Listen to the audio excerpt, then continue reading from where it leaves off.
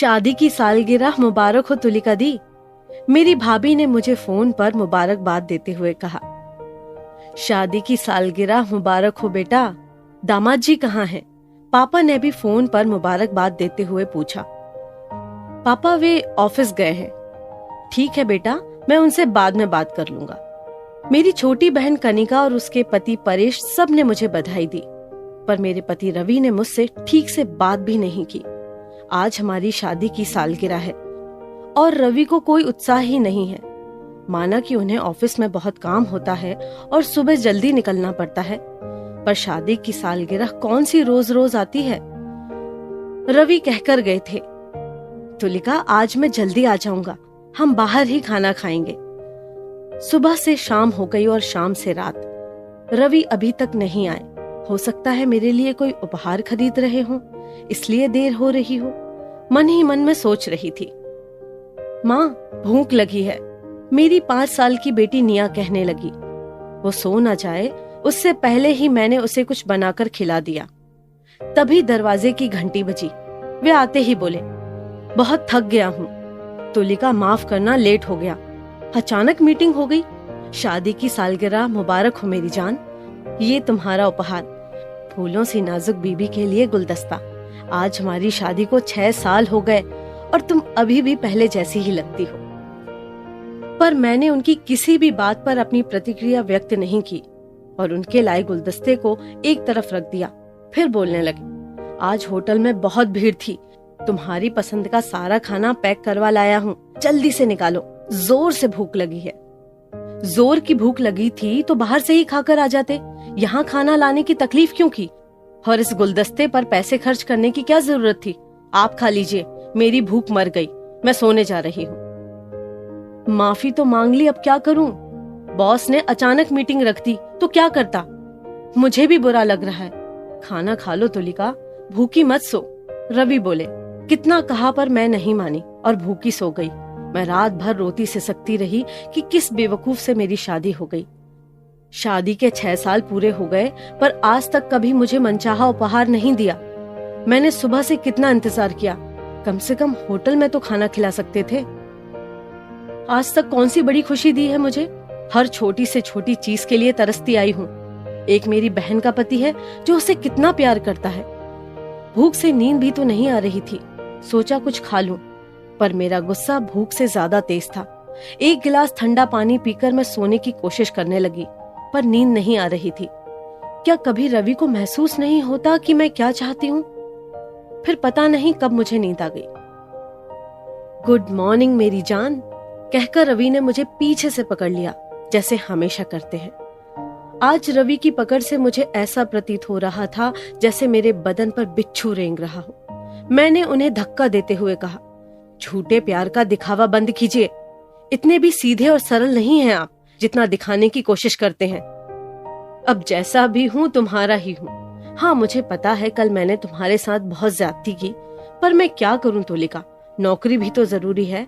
अचानक मीटिंग रख दी बॉस ने। अब बॉस से जवाब तलब तो नहीं कर सकता था ना।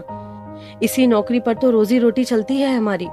रवि बोले, कौन सा महीने का लाख रुपए देती है ये नौकरी? आज तक कौन सी बड़ी खुशी दी है आपने मुझे? बस 2 वक्त की रोटी, तन पर कपड़ा और ये घर, इसके अलावा कुछ भी तो नहीं दिया है। मैंने गुस्से में कहा, बस इन्हीं 3 चीजों की जरूरत होती है हम सबकी जिंदगी में। किसी किसी को तो ये भी नहीं मिलती है तुलिका। जो हमारे पास है उसी में खुश रहना सीखो। अब छोड़ो ये गुस्सा, गुस्से में तुम अच्छी नहीं लगती हो। चलो आज कहीं बाहर घूमने चलेंगे और बाहर ही खाना खाएंगे। तुम कहो तो फिल्म भी देखेंगे। आज छुट्टी का दिन है यार, अब छोड़ो ये गुस्सा। मुझे कहीं नहीं जाना है। दोबारा बोलने की कोशिश भी मत कीजिएगा। पछता रही हूँ आपसे शादी करके। पता नहीं क्या देखा था मेरे पापा ने आप में। कितना कुछ लेकर आई थी मैं, सभी कुछ आपके परिवार वालों ने रख लिया। कितने अरमान संजोए आई थी ससुराल में, सब चकनाचूर हो गया। अब मुझे जो भी जरूरत होगी अपने पापा से मांगूंगी। आपसे उम्मीद करना ही बेकार है। आप जैसे आदमी को तो शादी ही नहीं करनी चाहिए। जो मन में आया वो बोले जा रही थी। मैंने पहले ही तुम्हारे पापा से कहा था कि मुझे कुछ नहीं चाहिए। मेरा जीवन का एक संकल्प है, उद्देश्य है और बिना संकल्प जीवन और मृत्यु का भेद समाप्त हो जाता है। क्या बेईमानी से करोड़ों कमाकर या किसी से पैसे मांगकर मैं तुम्हें ज्यादा सुखी रख सकता हूँ? मैं अपने परिवार को अपने बलबूते पर रखना चाहता हूँ। मुझे किसी का 1 रुपए भी नहीं लेना है, अपने पापा का भी नहीं। अब तुम्हारे पापा ने दिए और मेरे पापा ने लिए तो इसमें मैं क्या कर सकता हूँ?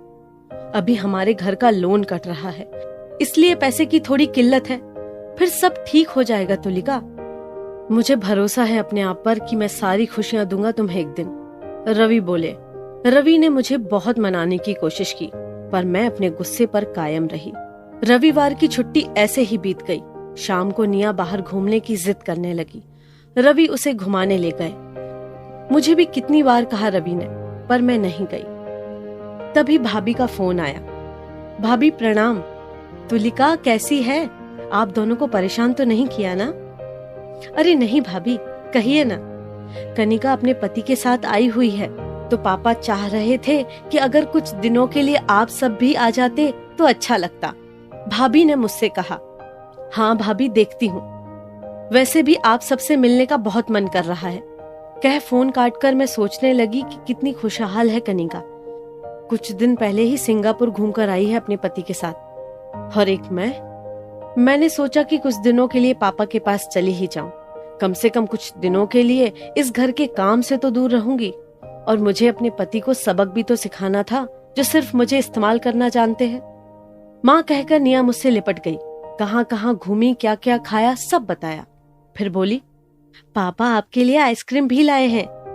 मुझे नहीं खानी है, जाओ बोल दो अपने पापा को कि वही खा ले। और ये भी बोलना कि तुम और मैं नाना के घर जाएंगे, टिकट करवा दे। पापा, हमें नाना के घर जाना है, माँ ने बोला है कि टिकट करवा दो। निया बोली, आपकी माँ आपके पापा से गुस्सा है, इसलिए पापा को छोड़कर जाना चाहती हैं। ठीक है, मैं टिकट करवा दूंगा। रवि मेरी तरफ देखते हुए बोले।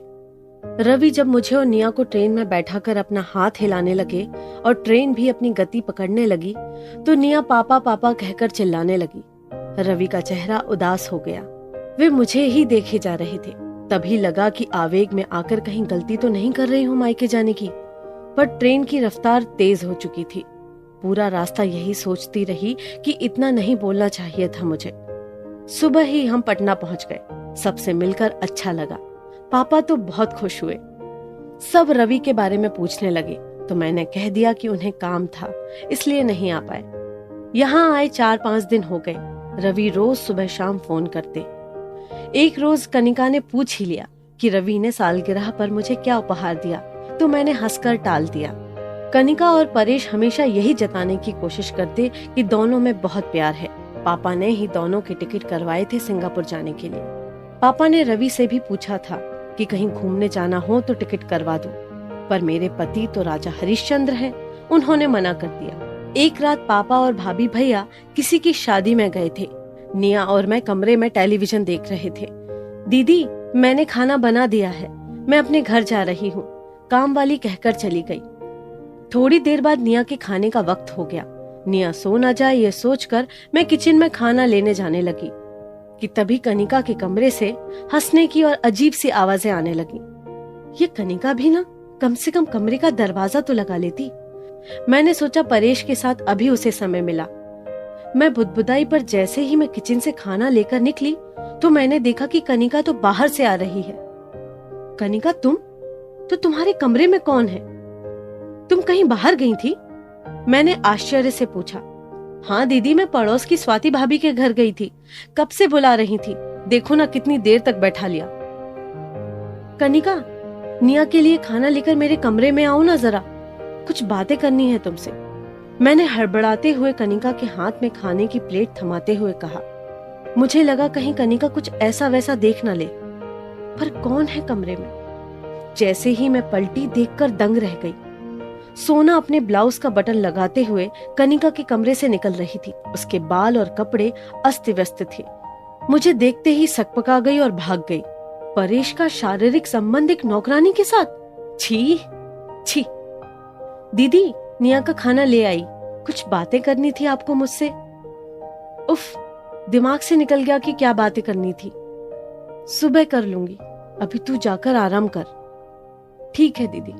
उफ, क्या समझा था मैंने परेश को और वो क्या निकला। अब तो परेश से घिन आने लगी है। और ये कनिका अपने पति की बढ़ाई करते नहीं थकती है। रवि तो मेरी खुशी में ही अपनी खुशी देखते हैं और मैंने कितना कुछ सुना दिया उन्हें। आज तक कभी उन्होंने पराई औरत की तरफ नजर उठाकर भी नहीं देखा। मुझे रवि की याद सताने लगी। मन हुआ कि अभी फोन लगाकर बात कर लूं। सुबह जब रवि का फोन नहीं आया तो मैंने ही फोन लगाया, पर उन्होंने फोन नहीं उठाया। बार बार फोन लगा रही थी पर वे नहीं उठा रहे थे। मेरा मन बहुत बेचैन होने लगा। अब मुझे चिंता भी होने लगी। इसलिए मैंने उनके ऑफिस में फोन किया तो रिसेप्शनिस्ट ने बताया कि रवि आज ऑफिस नहीं आए और कल भी जल्दी चले गए थे। उनकी तबीयत ठीक नहीं लग रही थी। ये सुनकर मुझे और चिंता होने लगी। पापा, रवि की तबीयत ठीक नहीं है, अभी ऑफिस से पता चला, इसलिए मैं कल की गाड़ी से चली जाऊंगी। मैंने पापा से कहा। कोई चिंता की बात तो नहीं है ना? मैं हवाई जहाज की टिकट करवा देता हूँ, पापा ने मुझसे कहा। मैंने सोचा कि जो बात मेरे पति को नहीं पसंद वो मैं नहीं करूंगी, अतः बोली, नहीं पापा, मैं ट्रेन से चली जाऊंगी, आप चिंता न करें। वैसे भी पटना से दिल्ली ज्यादा दूर नहीं है। रास्ते भर में परेशान रही कि क्या हुआ होगा। ऐसा लग रहा था कि उड़कर अपने घर पहुंच जाऊं। करीब 7 बजे सुबह हम अपने घर पहुंच गए। मैं बार बार दरवाजा खटखटा रही थी पर रवि दरवाजा नहीं खोल रहे थे। फिर मैंने घर की दूसरी चाबी से दरवाजा खोला। अंदर गई तो देखा रवि बेसुध सोए थे। उनका बदन बुखार से तप रहा था। मैंने तुरंत डॉक्टर को बुलाया। डॉक्टर ने रवि को इंजेक्शन दिया। धीरे धीरे उनका बुखार उतरने लगा। जब उनकी आंखें खुली तो चौंक कर बोले, अरे तुम, मैंने तुम्हें परेशान नहीं करना चाहा, इसलिए बताया नहीं। माफ कर दो कि मायके से जल्दी आना पड़ा। कहते हुए रवि रो पड़ा। माफ आप मुझे कर दीजिए, मैं ही गलत थी। मेरी आंखों से झरझर आंसू बहने लगे। फिर सोचने लगी कि मैं अपने अरमान उन पर लादती रही। कभी रवि के बारे में नहीं सोचा।